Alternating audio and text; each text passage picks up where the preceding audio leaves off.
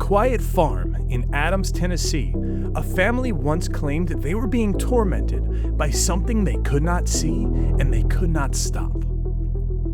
The legend follows a spirit known as Kate, a voice in the dark that knocked on walls, pulled children from their sleep, and waged a years-long campaign of torment against a man named John Bell.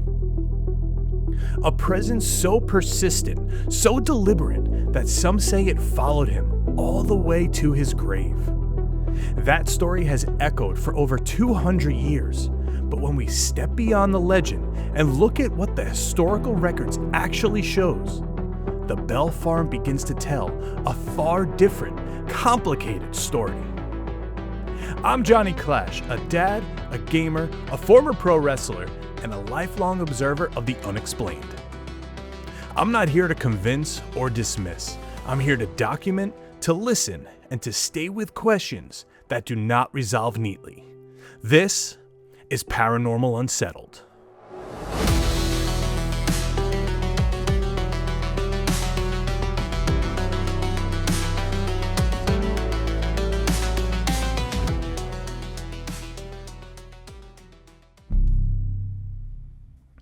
In Adams, Tennessee, there is a cave carved into the earth along the bank of the Red River.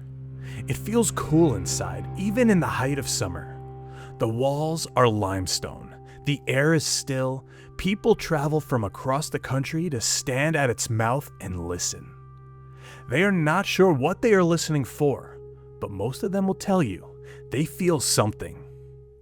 The cave sits on land that once belonged to a family named Bell. A father, a mother, children, a farm, a life that by all accounts was ordinary, until one day it wasn't. Before the name Kate was ever even spoken, there was a family living through something they couldn't explain. A father working his land, a mother trying to hold her home together while something unseen tore at it from within. And their daughter Betsy, just 15 years old, who would carry whatever happened there with her for the rest of her life, never fully explaining what she experienced. This episode is about Kate, but it's also about the Bells, about what gets remembered, what gets distorted, and what quietly disappears over time, and who gets the blame. The cave is still there, the land hasn't changed, and whatever happened on that farm left something behind that nearly 2 centuries haven't erased. So let's start at the beginning with the legend itself.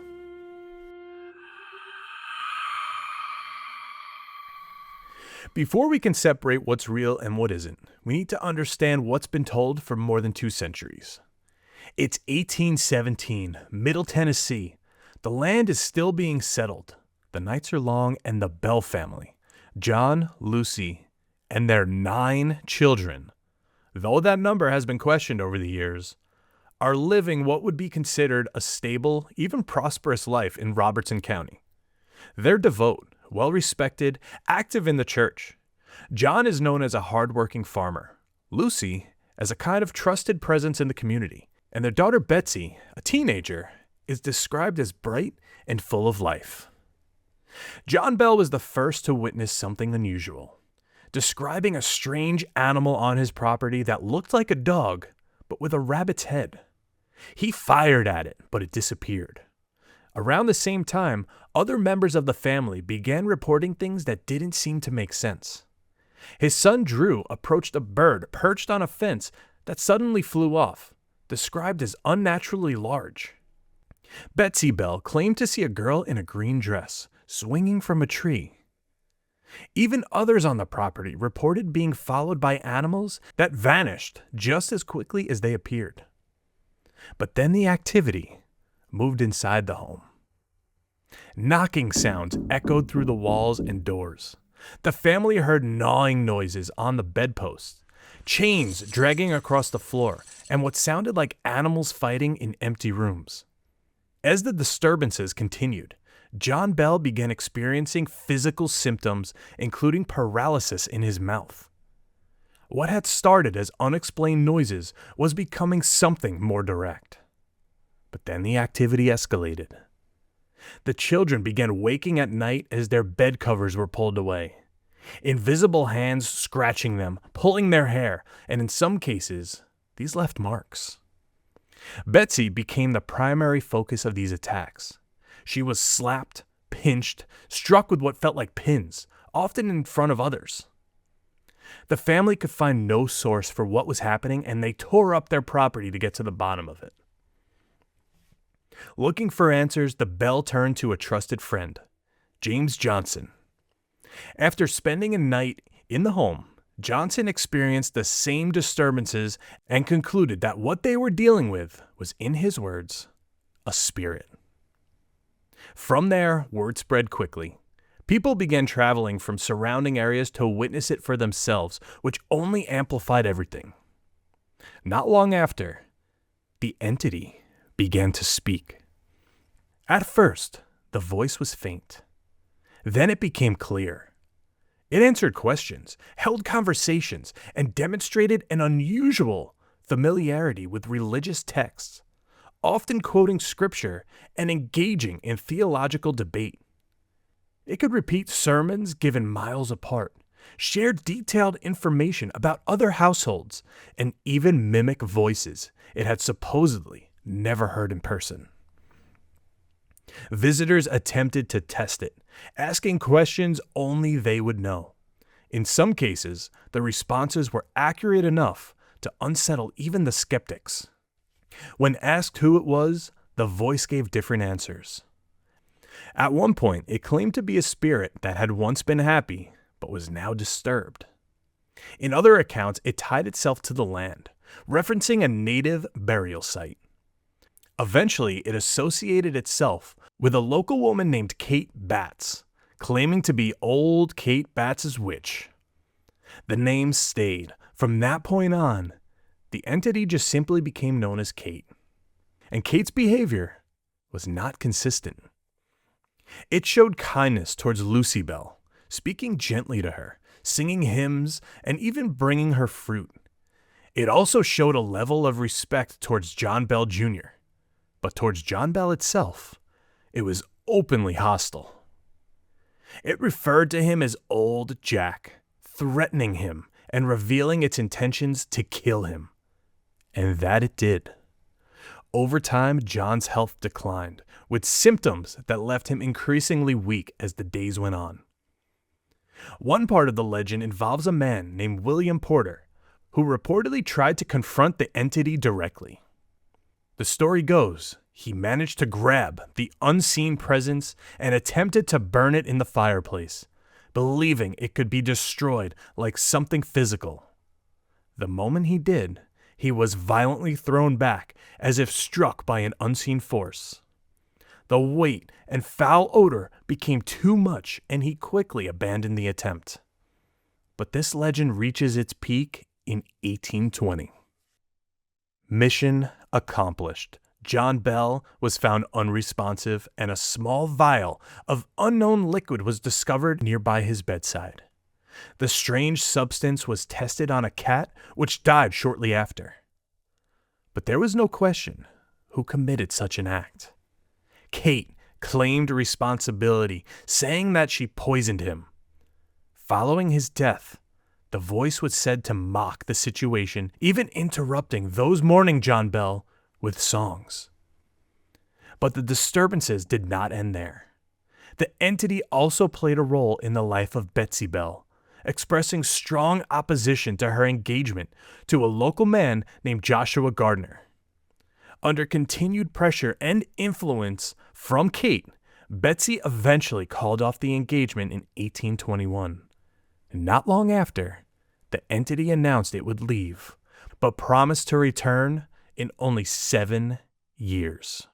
And as the story goes, it did return in 1828, briefly interacting with members of the Bell family, making predictions of the Civil War and World War I, even predicting the end of the world before completely disappearing again. Over time, additional details were added to the story. One of the most famous involves Andrew Jackson, who is said to have visited the property. After spending one night on the farm, Andrew Jackson claimed, "I would rather face the entire British Army than to spend another night with the Bell Witch." But who was Kate? Who was the Bell Witch? Why did she claim this family and bring John Bell Sr. to his deathbed? Some say Kate Batts was a neighbor who John Bell cheated out of land. Some say she still lingers in the cave today, cursing those who take something, even as small as a pebble. We'll be right back after this commercial break.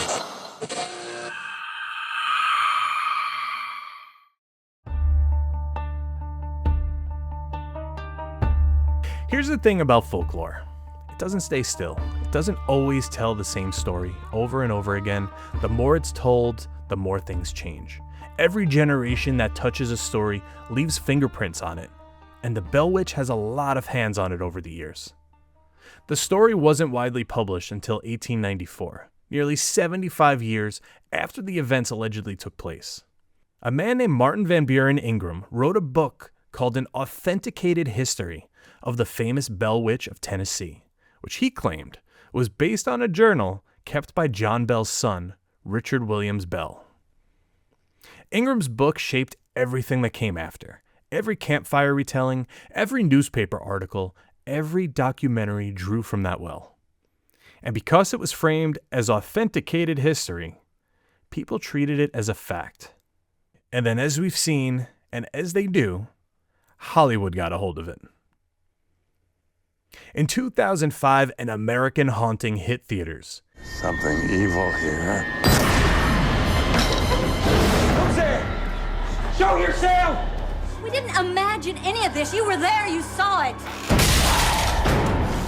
It dramatized the Bell Witch story with a very specific interpretation.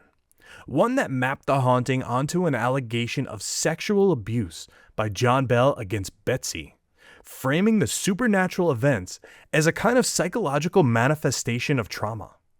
It's a compelling angle for sure, but it's also almost entirely invented for the film. It's not rooted in the historical record. But after that movie, that interpretation became part of how many people think about the story. Then came The Bell Witch Haunting in 2013, a found footage film with a whopping 3.6 out of 10 stars on IMDb that borrowed the name and location and ran in almost an entirely different direction. More jump scares, less historical grounding, fine as entertainment, but another layer of fiction draped over an already complicated truth. And that seems to be the trend we're seeing this season with every single case we're examining.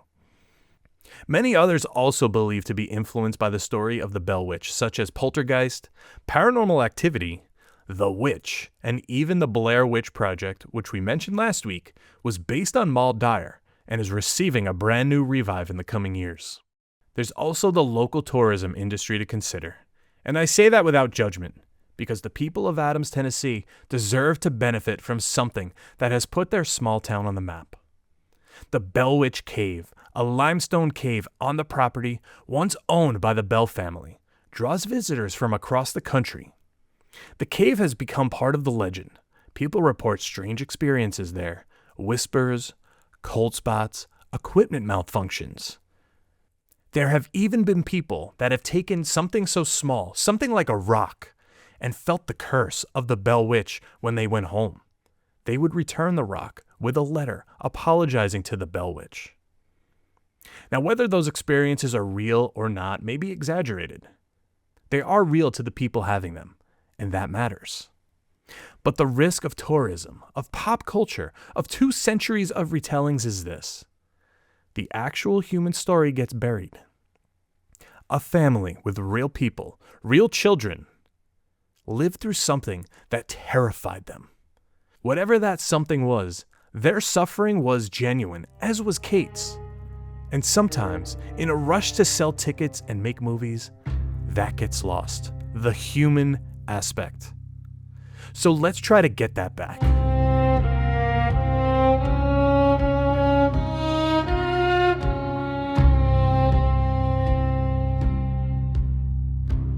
The truth, as usual, is messier and more interesting than the legend, but in a different way.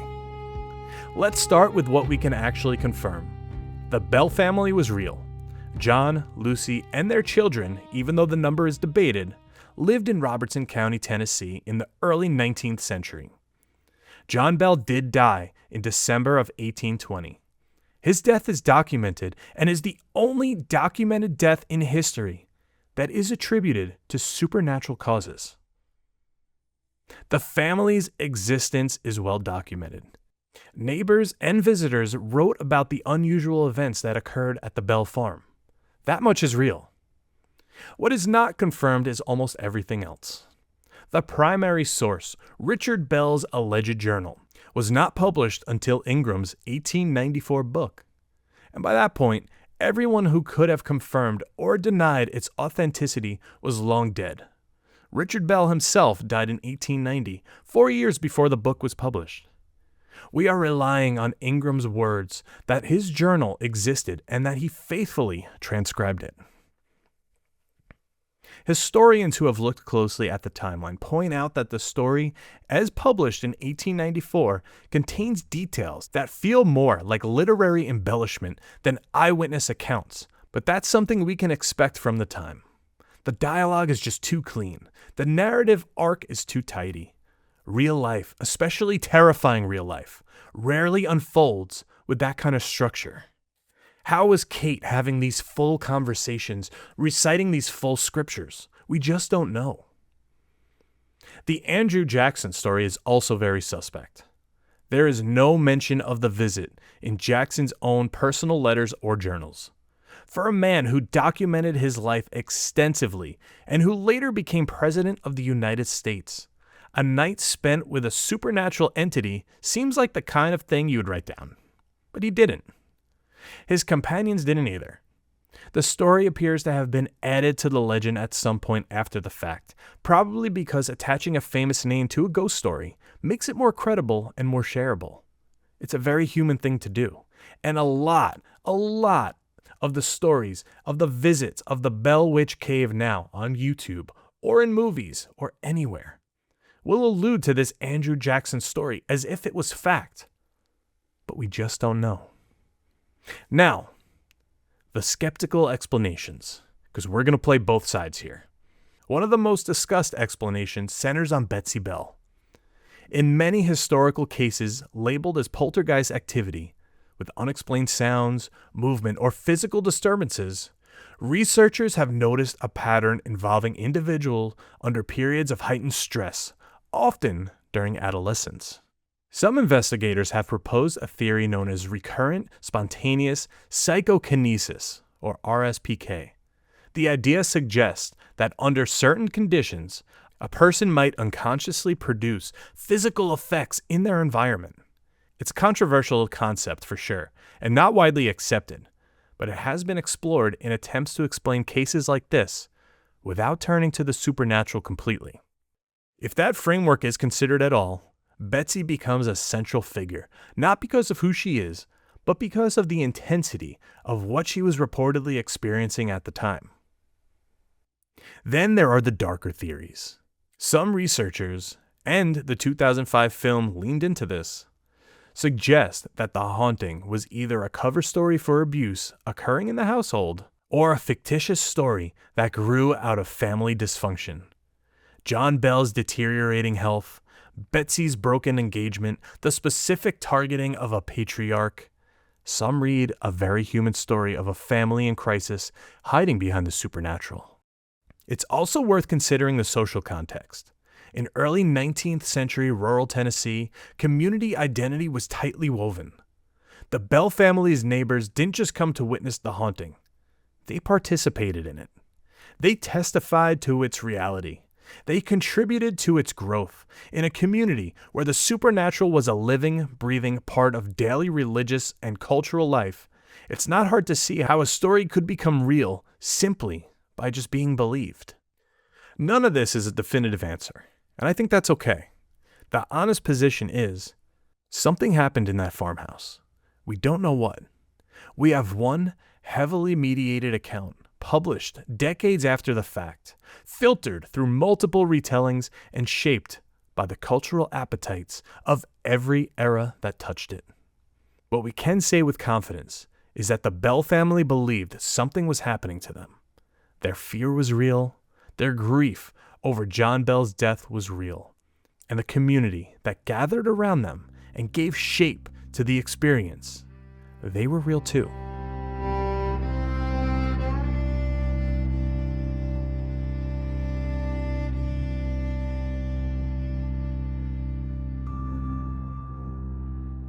Now, over the years, paranormal investigators have made the trip to Adams, Tennessee, hoping to document what the legends claim. And the Bell Witch has not made it easy for them. Ghost Adventures were the first TV paranormal team to investigate the Bell Witch Cave, and made sure you knew it, as Zach will voluntarily, at every opportunity, tell you so. Armed with EMF detectors, thermal imaging, spirit boxes, and static night vision cameras positioned throughout the cave and the old Bell property, the team descended on Adams for a full lockdown investigation. Inside the cave, a disembodied voice was captured, appearing to say, "Listen to me."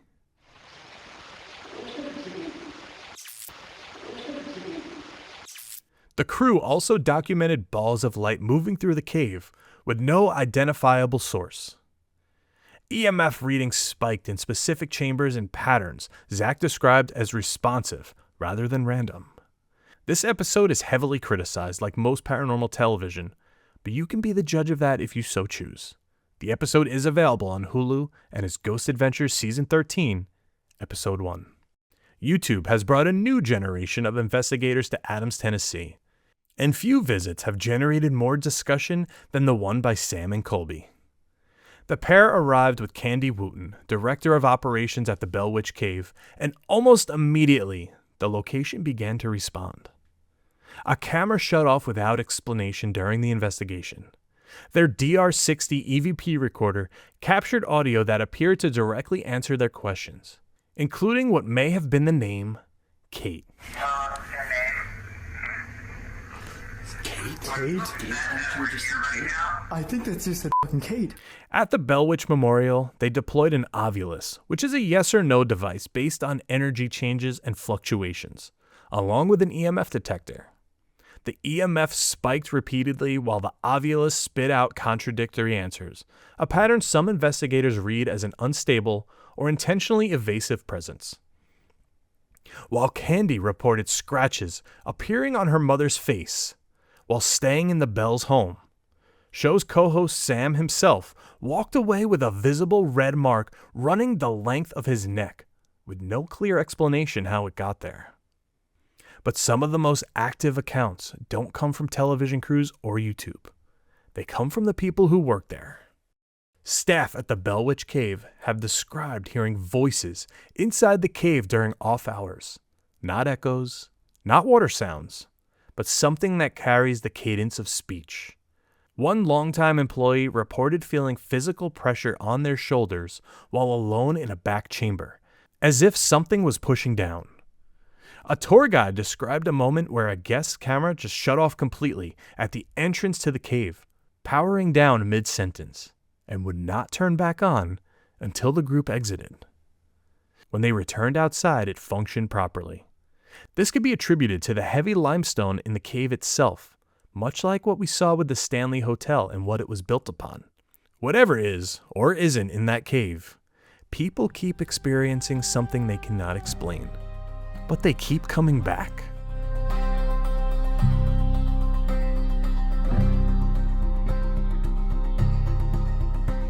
So why does this story refuse to die? Why are we still telling it? And why do we still not know the answers? 200 years. That's how long the Bell Witch has been haunting the American imagination. We've put men on the moon. We've mapped the human genome. We carry the sum of human knowledge in our pockets.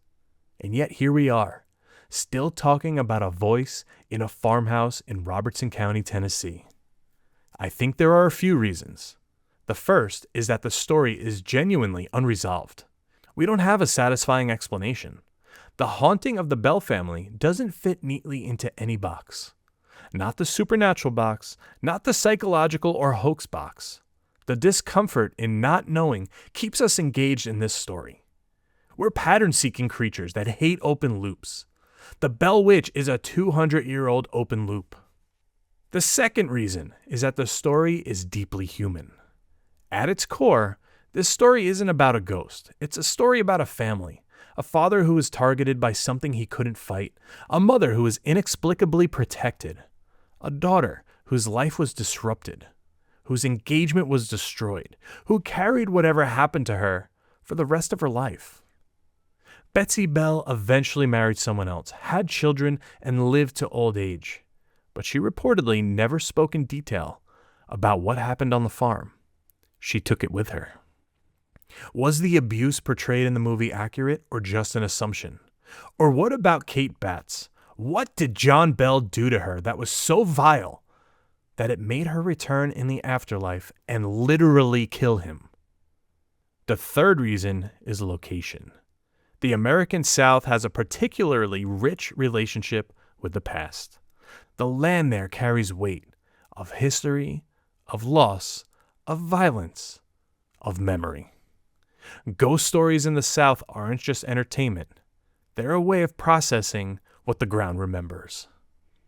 And finally, I think the Bell Witch endures the test of time because it forces a question that we haven't answered and maybe can't answer. What are the limits of the human mind? What happens when a community collectively believes in something? Does belief have physical force? Can fear or grief, maybe even trauma, express itself in ways that look, from the outside, like the supernatural? These are not small questions. They are, in a very real sense, questions about the nature of reality. The Bell Witch doesn't answer them, but it insists that the questions be asked. I've done a lot of research for this episode. I've read Ingram's 1894 account. I've read the skeptical analysis. I've watched all of the paranormal investigations my stomach could handle. I've read about Betsy Bell's life after the haunting, about Adams, Tennessee today, about the people who live near that cave and go about their lives in the shadow of a 2-century-old legend. And here's what I keep coming back to. Whether or not anything supernatural happened on the Bell farm, something happened. People died and a community was shaken. Those are real things that don't require a ghost to be true. But here's the thing about ghost stories. The best ones are never really about ghosts.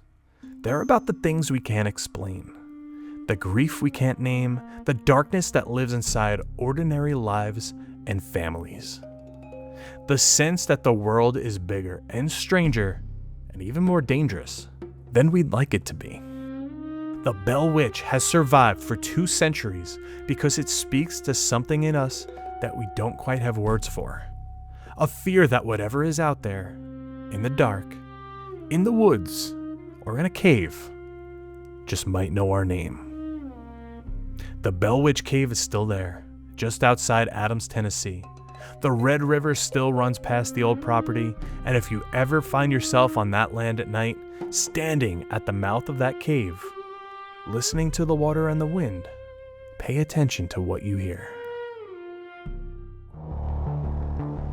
In the next episode, we journey to the quiet farmlands of Harrisville, Rhode Island, where a woman's name has been dragged through 2 centuries of accusation, distortion, and Hollywood horror.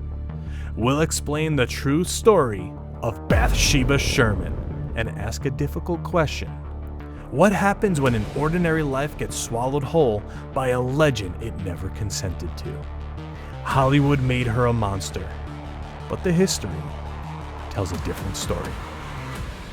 I'm Johnny Clash, and this is Paranormal Unsettled. Paranormal Unsettled is written and produced by Johnny Clash. Want more unsettling content? Subscribe to Johnny Clash XP on YouTube and Paranormal Unsettled on TikTok. For gaming content, follow on Twitch and social media at Johnny FN Clash.